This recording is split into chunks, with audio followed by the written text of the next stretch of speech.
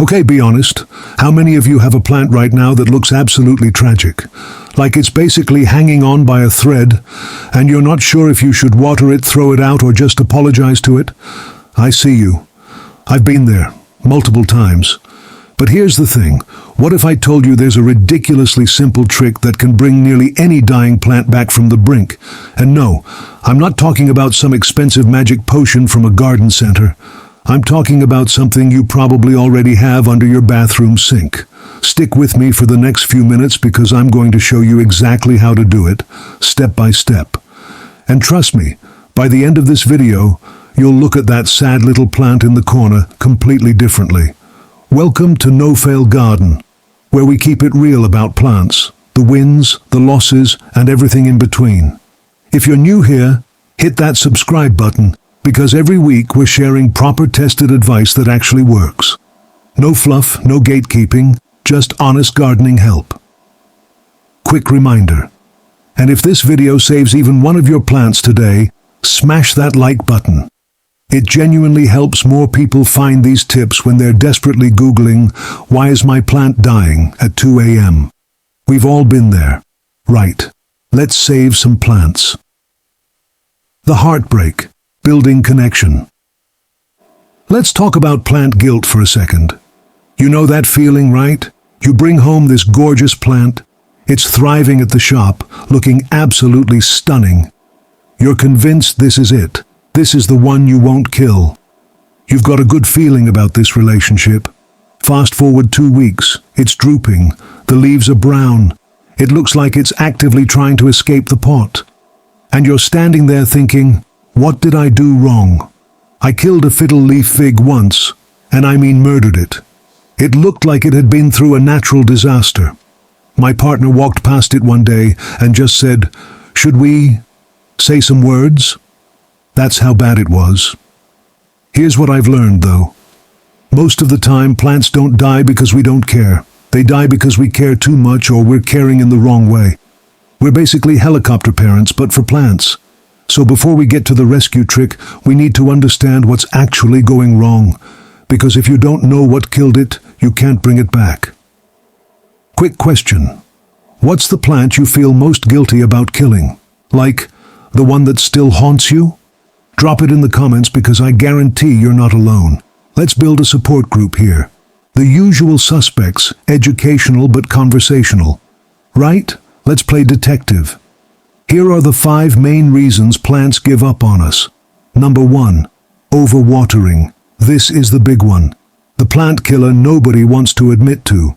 Too much water drowns the roots, literally cuts off their oxygen supply. They start rotting from the inside out, and you'll know it when you see soft, black, mushy roots. Sometimes there's even this sour smell, not pleasant. Number 2. Underwatering. The opposite problem, but just as deadly. When soil stays bone dry for too long, the plant cells collapse. Leaves get crispy, wrinkled, and the roots just stop functioning. They can't pull in nutrients anymore because there's nothing to pull. Number 3. Poor drainage. If your pot doesn't have holes, we need to talk. All that water has nowhere to go. It sits at the bottom like a swamp, the roots suffocate, and fungus moves in like it's found a holiday home. Drainage holes aren't optional. They're survival equipment. Number 4. Too much sun. Yes, you can love your plant to death with sunshine. Direct scorching sun can actually burn leaves. You'll see dry patches, faded color, and that sad crispy texture. It's like sending your plant to the beach without sunscreen. Number 5. Not enough light. The silent struggle. Without proper light, plants can't photosynthesize. They'll stung. The diagnosis. Hands-on guidance. All right, before we can fix anything, we need to actually look at what's going on. No guessing, no assumptions. We're going full CSI, Plant Edition. First, check the roots. This is where the truth lives. Gently, and I mean gently, slide your plant out of its pot. If the roots are firm, pale, and a bit springy, you're golden. But if they're soft, dark brown, or black, that's root rot. Those roots have basically gone mushy because they've been drowning. You might even get a whiff of something sour. That's bacteria and fungus having a party down there. Not the kind of party you want. Next, feel the soil. Actually touch it. Is it bone dry? Does it crumble like dust? Does it pull away from the edges of the pot? If yes, your soil has gone hydrophobic. That's a fancy way of saying it's repelling water instead of absorbing it. So even when you water, it just runs straight through without actually helping the plant. Nightmare scenario.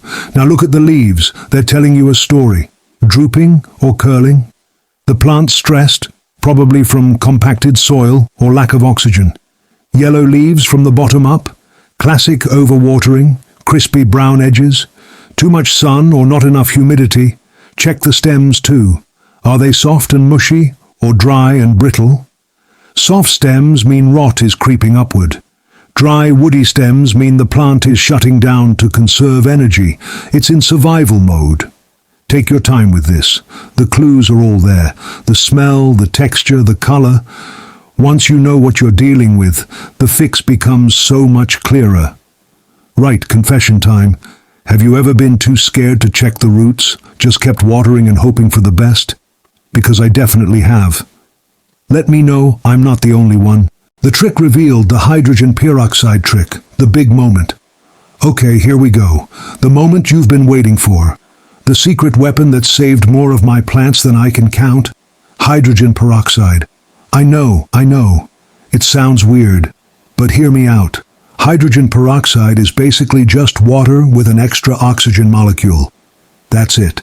And that extra oxygen is exactly what dying roots need. It gives them a massive oxygen boost, while killing off harmful bacteria and fungi at the same time. Think of it like CPR for your plant's root system. Here's exactly how to do it, and please don't skip any steps, because each one matters. Step 1. Mix your solution. Grab a bowl or watering can. Combine 1 part 3% hydrogen peroxide with 4 parts water. That's your magic mixture. Don't make it stronger. We're not trying to bleach the roots. We're trying to help them. Step 2. Remove the plant from its pot. Hold it gently at the base and ease it out. Shake off as much soil as you can. If it smells swampy or sour, that confirms rot. Step 3. Trim away the damage. Get some clean scissors or pruning shears. Cut off any roots that are soft, black, or slimy. Yes, it feels brutal, but you're helping. Healthy roots are pale and firm. Those are the ones you keep. Step 4. The soak. Place the roots directly into your hydrogen peroxide solution. Watch closely. You'll see bubbles forming almost immediately. That's the peroxide breaking down and releasing oxygen. Those bubbles mean it's working. It's cleaning, disinfecting, and reoxygenating all at once. Let it soak for 10 to 15 minutes. While you wait, prepare some fresh, well-draining soil. Mix in perlite or coarse sand to improve airflow.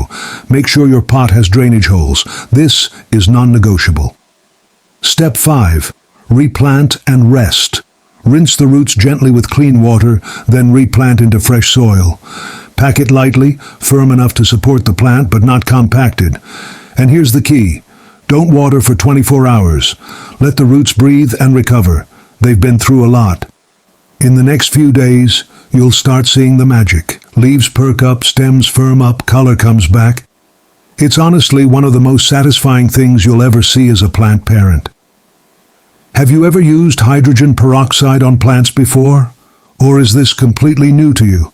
Let me know in the comments. I'm curious how many of you already know this trick. Aftercare, the follow-through. Right, so you've done the treatment. Your plant's had its spa day. Now what? This next bit is crucial. This is where people either fully revive their plant or watch it slip back into sadness. Don't be that person. First, light. Find a bright spot with indirect sunlight. Your plant needs light to rebuild, but direct sun right now will just stress it out. Think of it like recovering from surgery. You wouldn't run a marathon the next day, would you? Second, humidity and gentle moisture. Use a spray bottle to lightly mist the leaves once or twice a day. Just a fine mist, nothing heavy. This helps the plant rehydrate slowly without overwhelming it. Third, no fertilizer. Not yet. I know it's tempting, but don't feed it. The roots are still healing, and concentrated nutrients will burn them. Let the plant settle for at least 2 weeks before you even think about fertilizer. You might not see much change in the first few days. That's normal. The plant is busy underground, repairing its foundation, but by the end of the first week, you'll start noticing firmer leaves, brighter color, sometimes even tiny new shoots. That's when you know you've nailed it. Here's a question. Are you more of a helicopter plant parent who checks every day or set it and forget it type? Because I'm definitely the obsessive checker. What about you? Bonus tips, extra value. Alright, here's a little extra for those of you who want to go the extra mile. Some gardeners swear by natural fertilizers during recovery. Others think they're unnecessary. I'll give you the info and you can decide. Banana peel water. Bananas are packed with potassium and phosphorus, both great for root development. Cut up a banana peel, soak it in water overnight, strain it, then dilute it, 1 part banana water to 2 parts clean water. Use it once a week. It's mild and gentle. Rice water. When you rinse uncooked rice, that cloudy water is full of starch and trace minerals. Save it, dilute it the same way, and use it sparingly. The thing is, these can work brilliantly. Or they can ferment and smell terrible if you overdo it. So try it once, see how your plant responds, and adjust from there. Big question. Have you ever used banana peels or rice water on your plants? Did it work, or did it turn into a science experiment gone wrong? Share your stories, the good, the bad, and the smelly. The reveal, proof and satisfaction. Right, let's talk results. This is the same plant, 7 days after the hydrogen peroxide treatment and aftercare routine. Look at this transformation. The leaves are firm again. That dull yellow has faded. New green shoots are pushing through. The stems are standing upright. Even the soil smells clean and fresh. This is the bit that never gets old. Watching something you thought was dead come back to life. It's not just about the plant. It's proof that a little care and consistency actually work. And here's the thing, the new leaves often grow brighter and thicker than before. That's because the plant isn't just surviving anymore. It's thriving. It's using its energy to grow instead of just clinging to life. If this video helped you or gave you hope for your sad plant, do me a favor, hit that thumbs up. It helps more people find this when they need it most. And if you've already tried this and seen results, I want to see your before and after. Drop a comment or tag me on Instagram. I love seeing these success stories. Seriously, it makes my day. Troubleshooting, handling concerns. Now sometimes your plant might still look a bit rough after all this. And that's okay. It doesn't mean you failed. It usually just means it needs a bit more time or a small tweak. Still wilting even though the soil is moist? That's overwatering. Ease back. Let the top layer of soil dry out completely before watering again. Brown or crispy leaf tips. Low humidity or too much direct sun. Mist more often or move it to a shadier spot. No new growth after a few weeks? It's probably nutrients. After 2 weeks of recovery, you can start using a gentle liquid fertilizer at half strength. The key here is patience and observation. Plants don't always bounce back overnight, but when you pay attention to the little signs, you'll know exactly what they need. So what's going wrong with your plant right now? Drop the symptoms in the comments and let's troubleshoot together. I'll do my best to help. Closing, emotional and motivating. You've just seen what's possible when you give a struggling plant a second chance. Every wilted leaf, every weak stem. They can come back with the right care and a bit of patience. Gardening isn't about being perfect. It's about connection. These plants depend on us, and honestly, in a quiet way, they teach us to slow down, pay attention, and nurture something other than ourselves. So don't give up on that dying plant by your window. Try this trick. Give it a week. Watch what happens. If this video helped you today, subscribe and join our growing community at No Fail Garden. We're all learning together. No judgment, just real advice that actually works.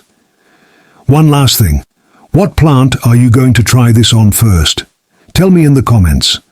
I read every single one, and I genuinely want to know how it goes for you. Thanks for watching, for caring, and for keeping a little more green in the world. I'll see you in the next video, and until then, keep growing. Cheers.